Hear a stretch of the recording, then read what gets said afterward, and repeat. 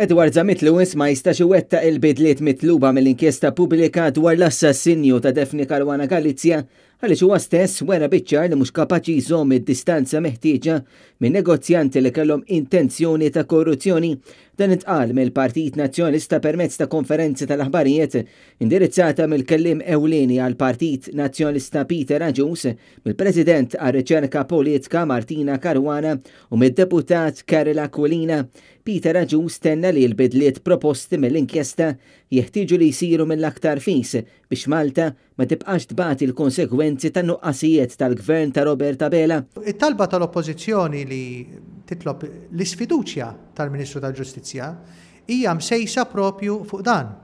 Li inti ma tistax l-inkjesta qed titlobna fl-istess waqt li naraw li jkun hemm distanza meħtieġa, is-safeguards meħtieġa bejn il-poter politiku u l-attività kummerċali u għandek propju l-Ministru tal-Ġustizzja li jinqabad f'sitwazzjoni skumdità estrema.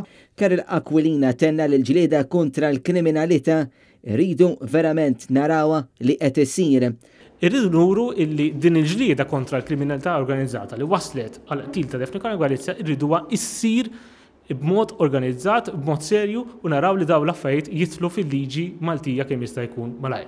Naturalment, ma jistax ikun Edward Zammit Lewis illi għamel din il-liġi. Huwa qal li għandna nimxu ma' rakkomandazzjonijiet li għamlet l-inkjesta pubblika fosthom li ma jkunx hemm ir-reat ta' abbuż ta' uffiċċju, ir-reat ta' obstruction of justice li persuna b'kariga pubblika tfixkel jew tittanta jew tfixkel lill-pulizija jew l-awtoritajiet oħra fil-qadi ta' dmirijietom, reat ta' assoċjazzjoni di stampo mafjoso li kunem reat separat kull meta persuni fl-imkien joħolqu u jisuġġettaw il-ħaddieħor għall-intimidazzjoni u omerta biex ikunu jistaw jiksbu vantaġġ inġust u legali fuq ħaddieħor u kif ukoll l-unexplained wealth orders li huma għodda fidejn l-istat biex jirkupra assi li ma jkunux jaqblu madħul tal-persuna.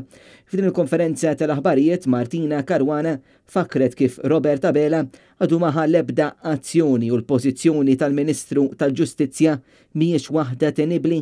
Il-pożizzjoni tal-Ministru Edward Zammit Lewis m'għadix tenibbli. Mhux tal-li qiegħed juri disprezz lejn il-poplu billi jikkunsidrah ġaħan, qed juri disprezz ukoll lejn il-politika u l-politiċi kollha għax iqishom inkompetenti. James Aronellu, Net News.